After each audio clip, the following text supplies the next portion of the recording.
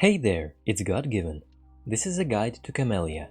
Camellya is a very powerful Havoc on-field main DPS character with great damage, amazing design and animations, and she's kinda a crazy masochist as a cherry on top. Or a flower on top, I guess.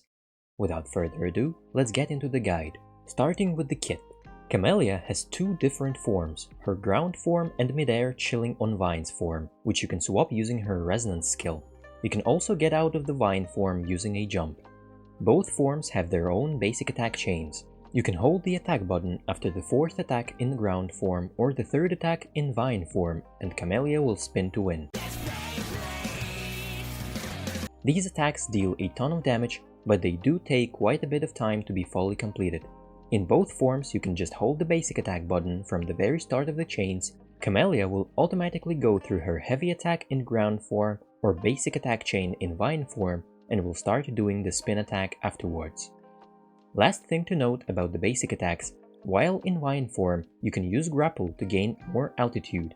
This is useful against bosses, as some of their attacks will miss you completely because their hitboxes are aimed at the ground. Camellya's intro skill attacks the enemies and fills up Camellya's forte gauge.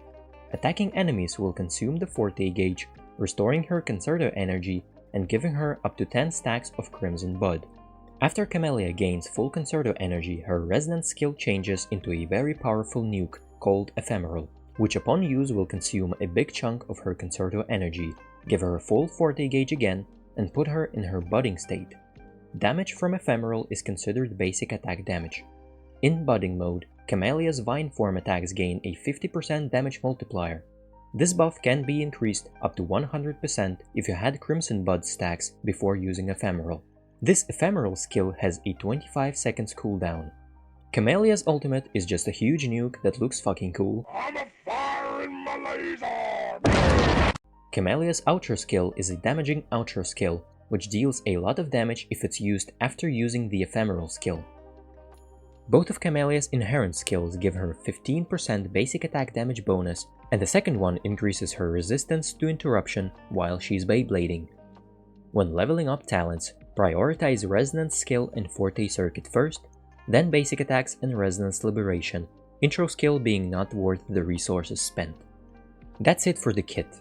It can be quite hard to understand everything when you're reading the in-game explanations for Camellya, but in reality her kit is pretty simple. I'll explain the rotations a bit later in the video. For now, here's how to build Camellya. For the weapons, if you have a 5-star weapon, then Camellya's signature is best in slot.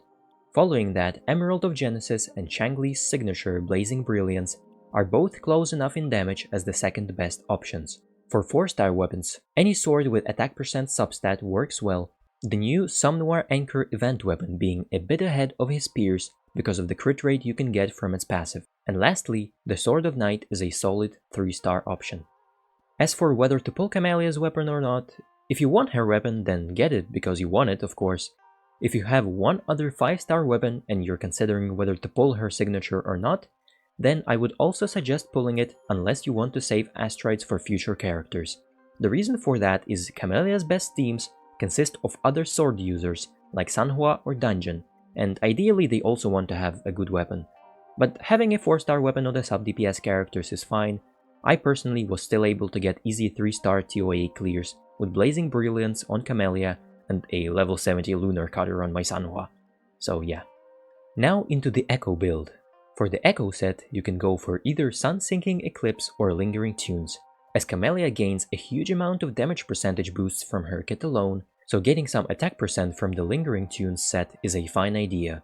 For main stats, go for attack percent on the 1 costs, havoc damage or attack percent on the 3 costs, and crit rate or crit damage on the 4 cost. In case you have her signature, you should run 1 havoc 1 attack or pure attack on the 3 costs, and without her signature, 2 havoc damage boosts will do better.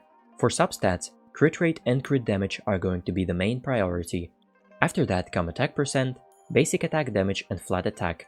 You should also get a few energy regen rolls if possible to have an easier time managing the ult uptime in your rotations.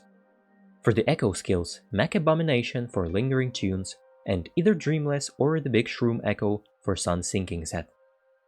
That's it for the build. Now for Camellya's rotations and playstyle. When playing Camellya, you want to utilize all of her kit's buffs as best as you can, those buffs being her Crimson Buds and Budding State.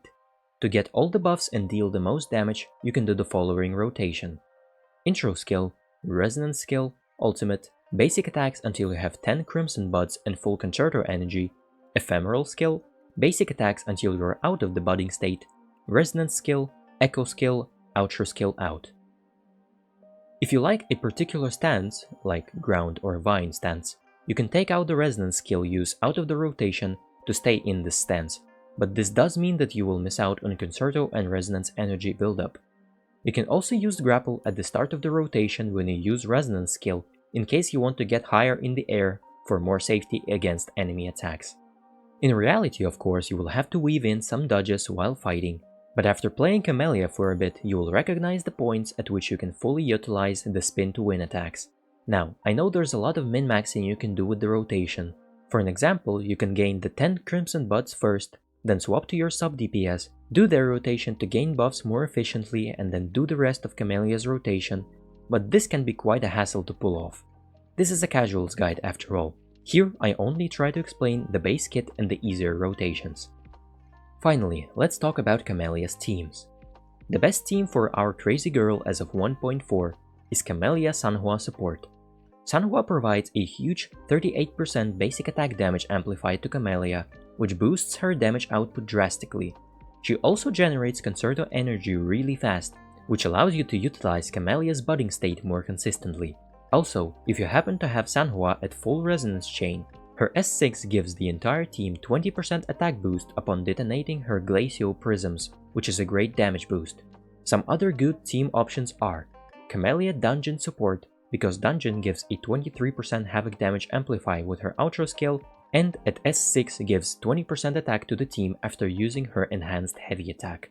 Camellya Yinlin support and Camellya Jianshin support can also be solid, as both Yinlin and Jianshin provide Resonance Liberation damage amplifications in their kits, which Camellya can also utilize pretty well, as her Resonance Liberation deals a lot of damage. These teams won't be as efficient as the previously mentioned Sanhua and Dungeon teams, of course, but if for some reason you're not able to use Sanhua or Dungeon with Camellya, you can consider these teams as well. One last thing to mention about the support slot, using Shorekeeper can be a bit scuffed sometimes, since Camellya's Ephemeral skill consumes Concerto energy, and if you mess up your rotation, you might not get the Shorekeeper's enhanced intro because of it, but it's pretty negligible and it's still an insanely strong option if you want to use it. As always, just use whichever units you consider good or fun, and you will have a blast playing the game. That's it for the guide. Thank you guys for watching the video. Consider liking and subbing if you enjoy that sort of calmer and more casual content. And see you in the next one.